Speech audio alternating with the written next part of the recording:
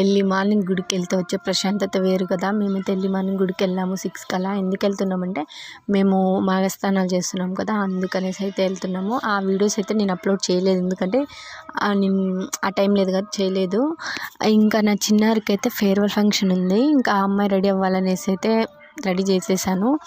ఆ అమ్మాయి video start చేసిన వెంటనే మా పాప అయితే వచ్చి హాయ్ హాయ్ అని చెప్తుంది. ఎందుకంటే అంత ఇష్టం అనమాట. మా పిల్లలందరూ, మా ఇంట్లో ఉండే మా ఫ్యామిలీ పిల్లలు మొత్తానికి కూడా ఒక్క వీడియో స్టార్ట్ అయిందనుకో వెంటనే వచ్చేస్తారు, హాయ్ ఫ్రెండ్స్ అనేసి అంటారు. ఎందుకంటే నేను వాళ్ళ ముందర ఎక్కువ అంటూ ఉంటాను కాబట్టి వాళ్ళకి అలవాటు అనమాట. ఇంకా కృష్ణుడు, ఇంకా గోపిక, అబ్బా ఆ రోజు చాలా అంటే చాలా అందంగా, చాలా క్యూట్గా ఉండేవారు పిల్లలు. చూసే అంతవరకు చూద్దాం అనిపించే అంత బాగుంటారు అనమాట. ఇంకా మా చిన్నారైతే ఫస్ట్ టైము ఆ స్కూల్లో ఫేర్వెల్ ఆ అమ్మాయికి కాబట్టి సింపుల్గా రెడీ చేసాము. కానీ మా పాప కూడా గుమ్మడి గుమ్మడి నాన్ సాంగ్కి అయితే డ్యాన్స్ వేసింది. మేము అనుకున్నది ఏంటంటే అక్కడ వేసిన వాళ్ళలో అందరికంటే కూడా మా చిన్నారినే బాగా వేసింది అనేసి అయితే మేము ఫీల్ అవుతున్నాం. ఎందుకంటే మంచిగా అనిపించింది అనమాట. కానీ మా పాపని లాస్ట్లో అయితే నిలబెట్టేశారు వేయమని. మా పాప అనేసే అని అనుకుంటున్నామో తెలియదు, నిజంగా నా పాప వేసిందో తెలీదు. అది నిజంగా వేసిందో లేదో మీరైతే కామెంట్ చేసేయండి.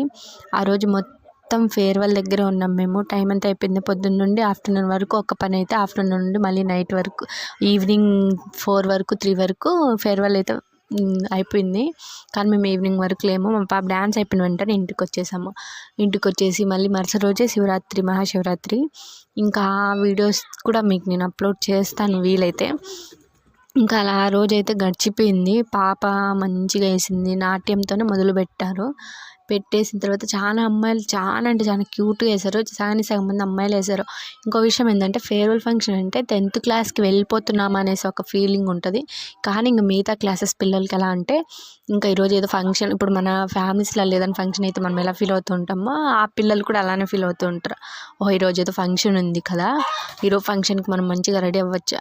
ఆల్మోస్ట్ అమ్మాయిలకు అందరికీ ఉండే ఫీల్ ఏంటంటే, చిన్న పిల్లలు కావచ్చు, పెద్ద పిల్లలు కావచ్చు, ఏదైనా ఒక ఫంక్షన్ జరుగుతుందంటే మనం మంచిగా రెడీ అవ్వచ్చు అనేసి అయితే అనుకుంటూ ఉంటారు కదా. అట్లనే మామూలుగా వాళ్ళని కదా, ఎవరైనా కూడా అలానే అనుకుంటూ ఉంటారు.